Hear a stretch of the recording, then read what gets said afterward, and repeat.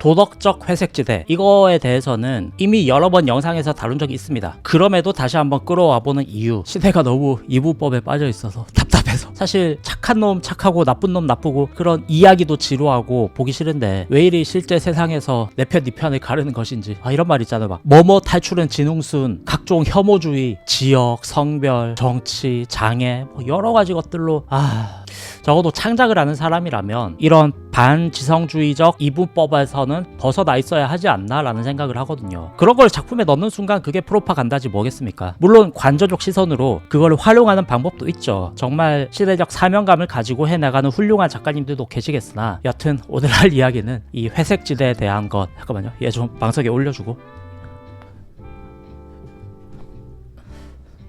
우동이즘.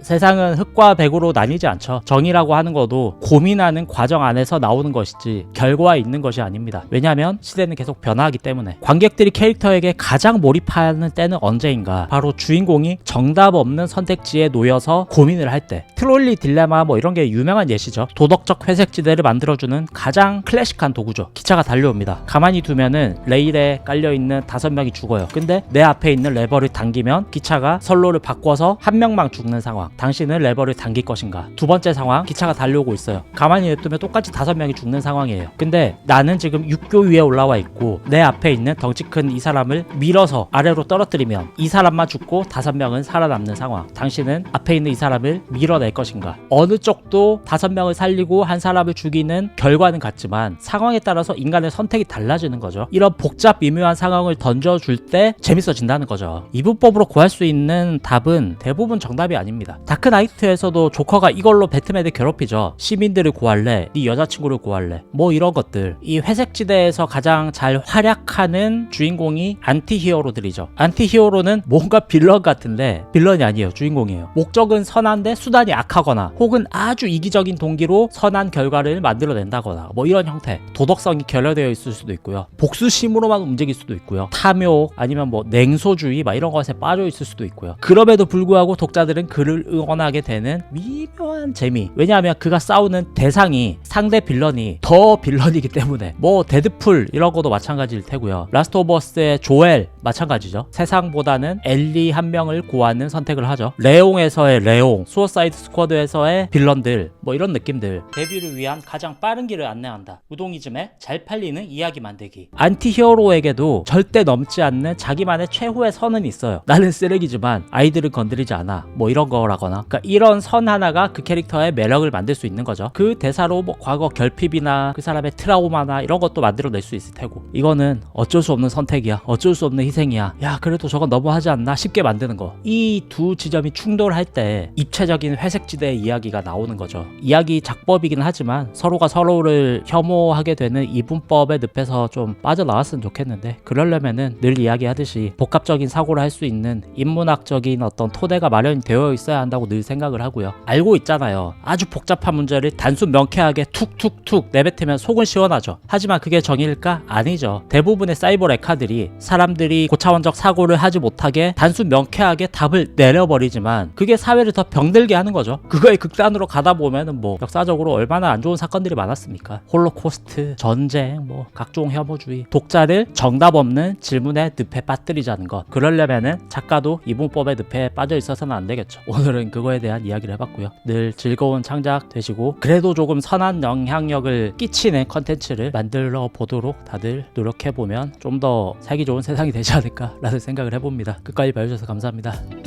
당신의 특별